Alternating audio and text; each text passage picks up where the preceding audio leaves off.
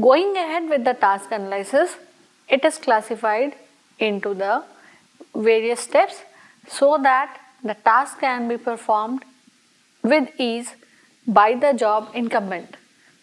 Point number 1 is contextual analysis. Next point is activity analysis. Third point is task delegation. Fourth is competency analysis. Fifth is performance analysis, and sixth is discrepancy analysis. Now we will discuss each topic in detail. So the first point out here is contextual analysis.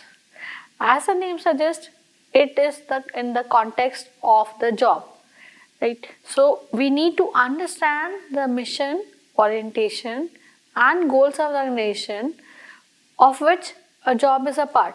Let us say there is a leading hotel of the world. In that case, their mission and orientation would be different from a 3-star property or from a 2-star property in a town. Because they are the leading hotels of the world, their mission statement would be much more higher in comparison to a general property. If we understand the organizational context, it will help us to clarify the culture of the job, like what kind of job culture they have. For example, the mission of a hotel may be defined as a providing effective hospitality services and related support to the guests wishing to use the hotel for their stay, for their food, or any other services. Out here, we are determining the mission of the hotel as the effective hospitality services which the hotel needs to render to their guests as well as to the other visitors who come to avail the services of the hotel. The term related support may be an essential dimension of the mission of the hotel, and it may also imply that the jobs of the managers and the other staffers also need to include the psychological support of the task. If the task analysis is undertaken in the situation without developing the understanding, then the observer may not see the activities involving the psychological support of the organization. The mission of a hotel may also be defined as providing the comfortable accommodation to the guest during their stay, as well as taking the good care of the guest, those who wish to stay at the hotel. Out here, the customer care is a broader term, which is an essential dimension of the hotel mission, as may imply that the job of the hotel staff will include the understanding of the needs of each guest, like what is the need of each guest, so that we need to understand, because hotel is a home away from a home. In our industry, in the hotel industry, the guest is never ever wrong. Guest is always right. So we need to understand like what is the basic need of the hotel. What is the basic need of the guest when they are coming to avail the services of the hotel. It is required, it goes without saying that they want to feel comfortable, they want to feel safe and secure when they are staying in the hotel. If the task analysis is carried out in the situation without developing this understanding that why this particular job is significant, let us take an example of a housekeeping personnel which may be involved into the cleaning of hospital. If he or she is not told the significance of cleanliness and hygiene required in the hospital, then it may make the patient more sick when they are staying in the hospital for their treatment. So everyone needs to understand why their job is important, what is the requirement, why they are performing it, and what is the level of achievement, that what is the level of accuracy that the hospital or the hotel may require from an employee for performing their job up to the desired standard. Out here, the observer may not see the activities which will be involving the customer care. Certainly, be it a customer care or a patient care, that goes without saying. That is a significant part of the hospitality industry, wherein one needs to assure the comfort and safety of their customers during their stay. Next point out here is those who undertake task analysis, they first need to understand the organizational mission, that what is the mission and the vision of the organization, what is the direction or combination of direction in which it is moving. Let us say the organization may have a mission or a vision to go ahead with get into the best hotel of the world, or maybe the leading hotels of the world, or maybe they may be determining to come up with more properties in the various towns as well as in the various countries. So while they are establishing that chain group of hotel, at that time their vision and mission is very, very clear, that it is focusing onto the customer care of the hotel, because the customer is taken care. That is why they are able to establish more properties in the cities as well as in the countries.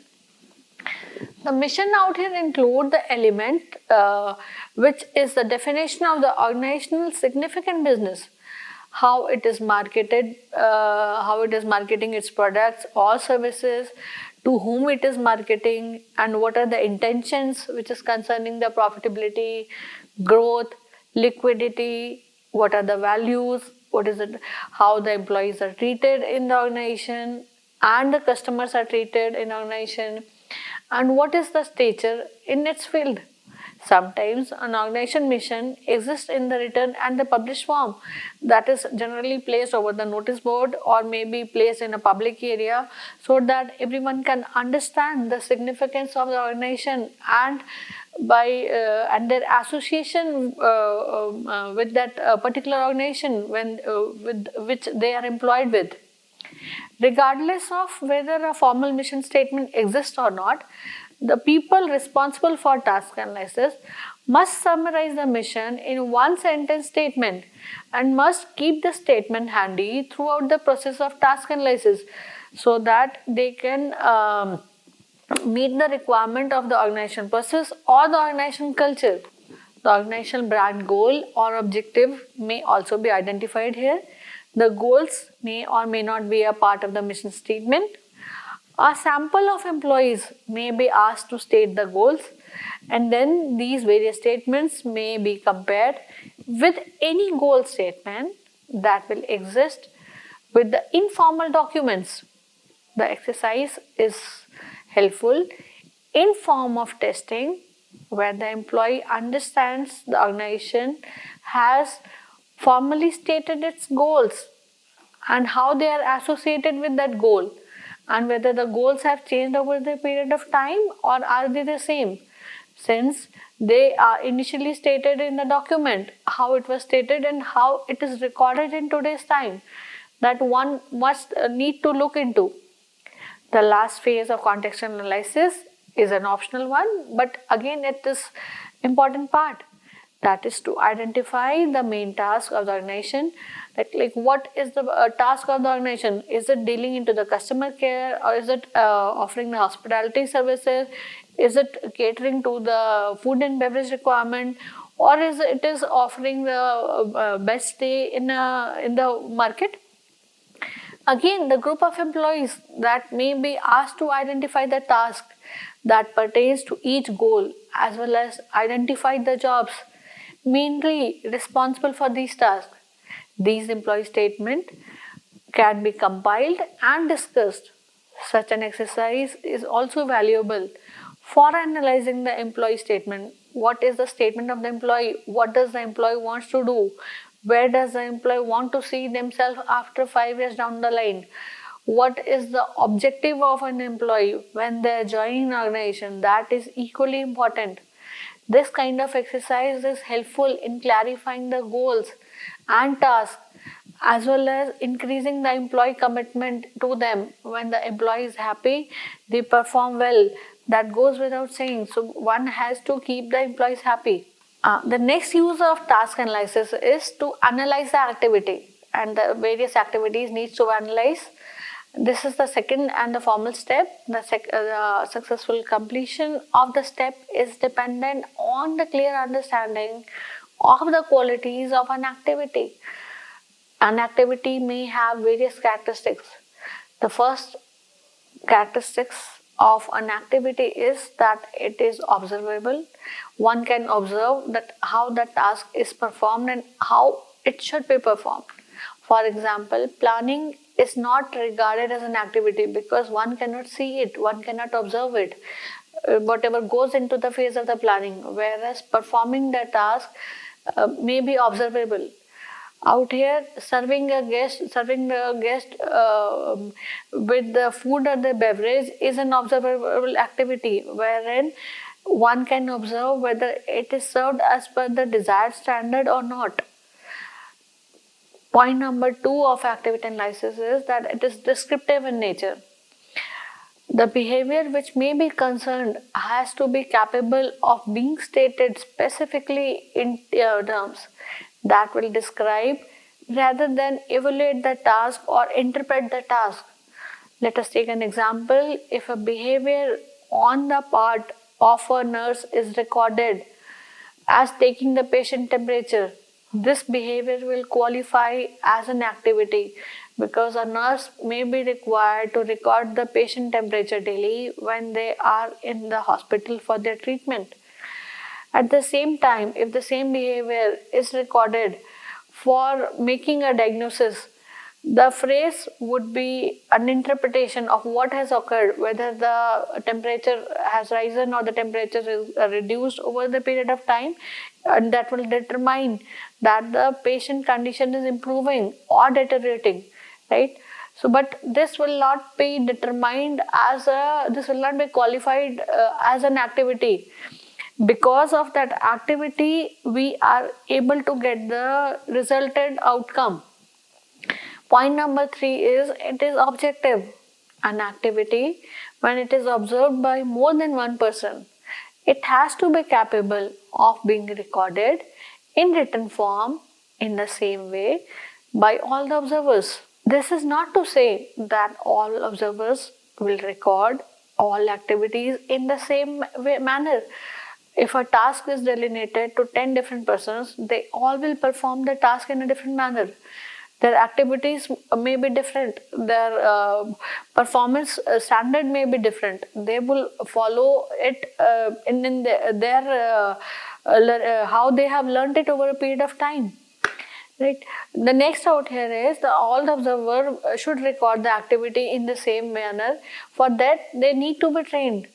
Anyone reading the written record of observer's description of an activity would interpret that these descriptions are of the same activity, right? So it can be described like how the particular task can be performed. Let us say talk about glass cleaning. The glass needs to be dusted, and then one applies the cleaning agent over it, and then one has to polish it. This is how the analysis on an activity can be carried out by following the certain precautions, by taking the certain precaution, or by following the certain procedure in the hotel industry. Next out here is activity. In addition, is a distinction that needs to be made between an activity and a sub-activity. An activity is a behavior which is undertaken to accomplish a task, while a sub-activity is one of a set of behavior that needs to be undertaken to complete an activity. For example, when a front office employee makes an entry into the guest register, he or she is not performing the activity, right?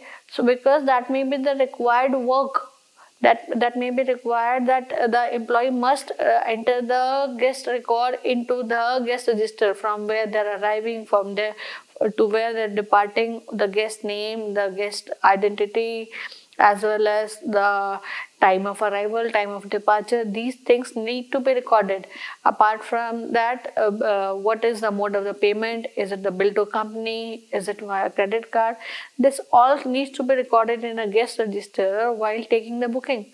But at the same time, the sub activity will include taking the ledger from the shelf, opening the guest ledger, lifting a pen, and so forth. These all would be accounted as an activity wherein the ledger was taken out from the shelf for opening the guest folio by using a pen, as well as the other task would be analyzed as an activity. So there are various sources of information about the activity. The first is the resource development.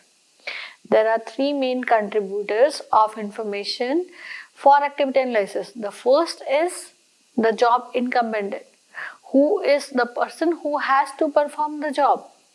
Point number two is those who interact with the person, who are also known as the role set members, as well as an outside expert when an activity is analyzed. Out here, the first is the performer, second may be the team leader, or third may be the outside expert, which may be involved in the process of upgrading the standard of an organization or an employee. Out here, the role set members will include the incumbent supervisor, their subordinates, their colleagues, as well as in some cases the other people with whom they interact with the incumbent. Let us take, for example, a minor passenger traveling alone and his or her family or relatives. In the case of this, the air hostess would become the job incumbent, wherein she has to take care of the minor passenger because the family is not around. In that case, the air hostess is the performer. The outside expert may be the task analyst or the educators or the specialist in the field. They are invited as an expert by the organization. They may be involved into the top management. These three sets of contributors will produce a great deal of usable information which may be based on their observations. The reports of the activities that the job incumbent will complete and their assessment of the activities that the performer is required or is expected to complete is the requirement of the job. Next point out here is several methods that can be used to prepare a comprehensive list of activities. The most commonly used methods: interviews, diaries, logbooks, and questionnaires are utilized for comprehending the task or comprehending the activities. It may also involve the interview process or by using the diary. The first process out here is of the interview. In the process of interview, interview is the most widely used and a valuable method of collecting the information for activity analysis. That what the person says, what is their desired outcome when they are joining an organization. Generally, the respondent is asked to report observation and expectations. That what is their expectation from the company, what do they want to observe, whether they want to join as a general employee or they want to participate in the development of the organization that the organization also looks forward to while taking the interview. Sometimes it may be helpful to ask precisely what the job incumbent did on a particular day, or maybe it could be specified as the KRA, key responsibility area. That what was the role carried out by the performer on a particular day, because the respondent will tend to give various answers which may be necessary to probe in an interview so that the actual activities are revealed. For example, when interviewed about what an air hostess does, a role set member may say that, well, she takes care of the passengers. It becomes necessary to ask how the air hostess takes care of the passenger. Is it that she goes from person to person, from all passengers to passenger? What she does? when she is asked to assist, that is an activity. Taking care of the customer is a broader term, but for taking care of the passenger, what she does is an activity. For this reason, interviewers require the patience on the part of the interviewer. After questioning, the respondent becomes educated about the concept of the activity, and his or her answers become more pertinent and require less intervention from the interviewer. The second activity is to use the logbook. A logbook is a record that someone else keeps while observing a job incumbent. Logbook in general may be required for mentioning the pending task of a particular shift, so that the employee reporting after can go through the logbook that what has not been performed by the previous shift. Apart from that, the logbook may also be helpful to discuss the log's potential content with the person keeping it, or maybe what was performed and what is yet to be performed. Providing a combination of instructions and examples may be more helpful in this regard. When a person is finishing the shift and the other person beginning with the shift or commencing with the shift, if they go through the logbook, they get the idea regarding what was performed in the previous shift, and now in my shift or in the upcoming shift, what he or she is required to do. The third list of activity involves the questionnaire. It may be devised and administered to the job incumbent, such as the role set member or an outside expert, to understand their viewpoints in a proper manner. So for this, the questionnaire may be subjective, it may be objective also. Next is the product. After one or more of the suggestion method has been used for activity analysis, the product will have the long list of activities. When the task is broken down into the various segments, the task will have the various features, like maybe the movement of a houseman into the room may also be taken into an account when he or she is cleaning the room. At this point, the list is comprehensive and has not been subjected to any sorting. This will include the several essentially redundant items and both particularly and less specific items that the product has.